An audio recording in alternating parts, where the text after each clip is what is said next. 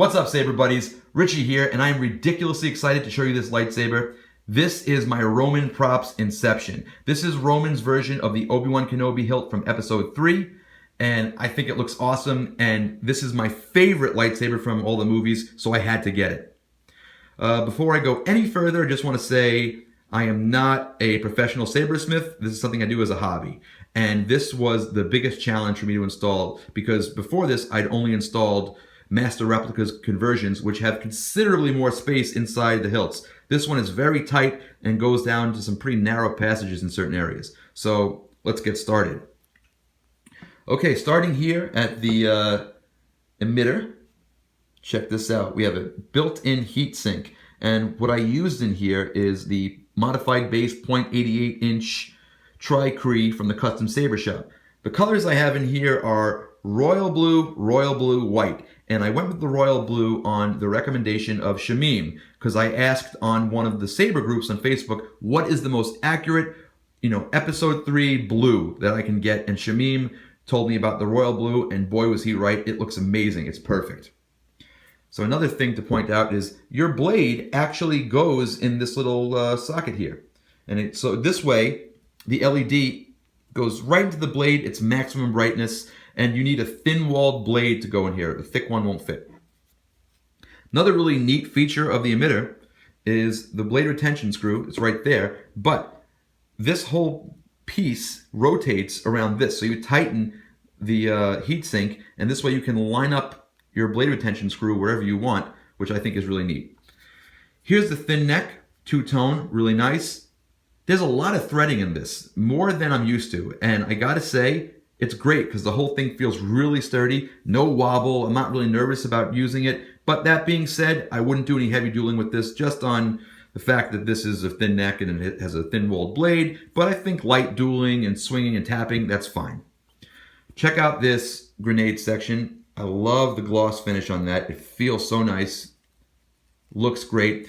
In here, this is where I decided to put the battery. This is the 18650 3.7 volt, and it's actually sitting in the Goth 3 Designs chassis. I got a modular chassis part, and this is just the battery holder part, the 0.99 inch battery modular chassis part. And it fits in here like a glove. It's perfect. It clears the threads, and there's plenty of room for all the wires I needed. Speaking of wires, all the cram fu in this saber is happening right here. This is where I have all my excess, all my resistors, all my, spaghetti. That's happening in here. And check out those greeblies. Oh yeah. Here's the clamp. This is the stock clamp card. I had the sloth furnace card, but I mangled it trying to get it to fit in here, so that's on another lightsaber. But this one looks just fine. I think it's on like a vinyl sort of thing, because it's like flexible.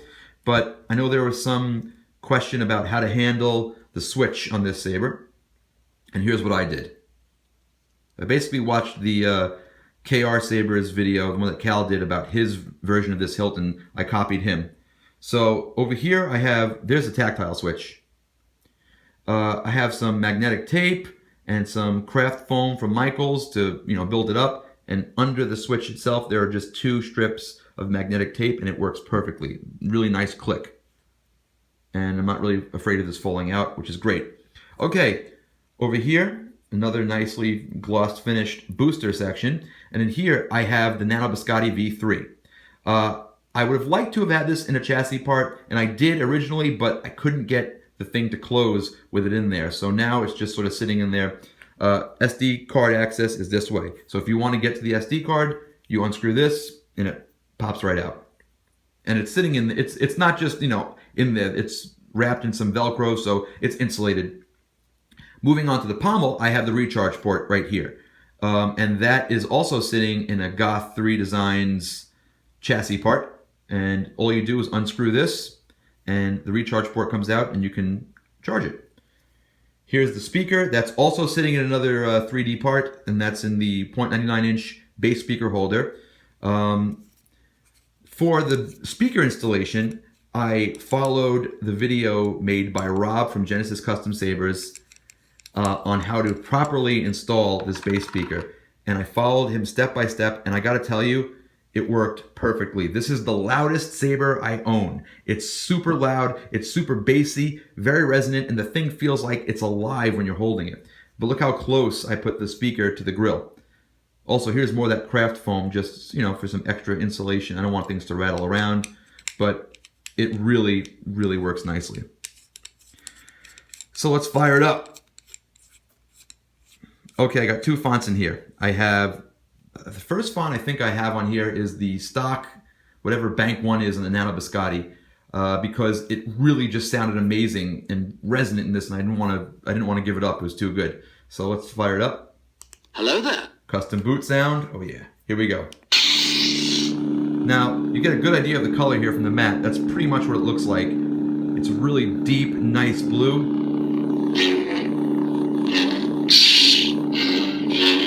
I know it's hard to hear these things through the camera mic, but this thing just sounds awesome.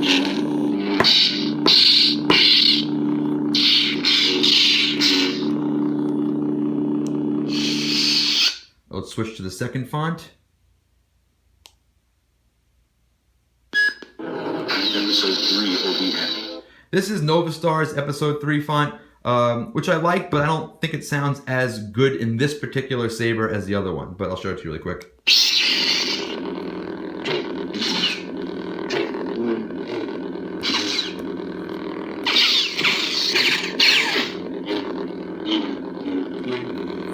So it's nice, and I'm sure on the camera it sounds fine. It's just faster and aggressive sounding, but you don't get the resonance like you do the other one. So that's why I mostly, use the other font. Hello there. And it has that badass boot sound. So let's put a blade in this, because that's what you do in these videos.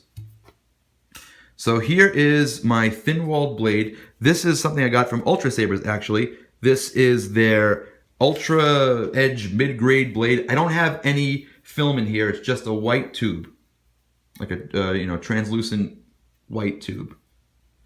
So there's not a ton of blade depth in this emitter. So another reason I wouldn't want to go nuts with this, but let's check it out anyway. Okay, backing up.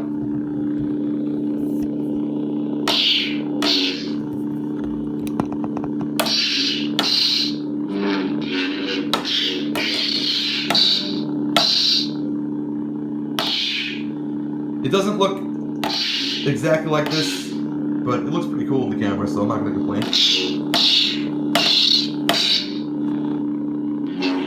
Oh yeah. All right.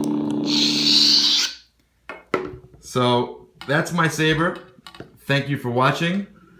I'm very proud of this. It was a lot of fun doing it.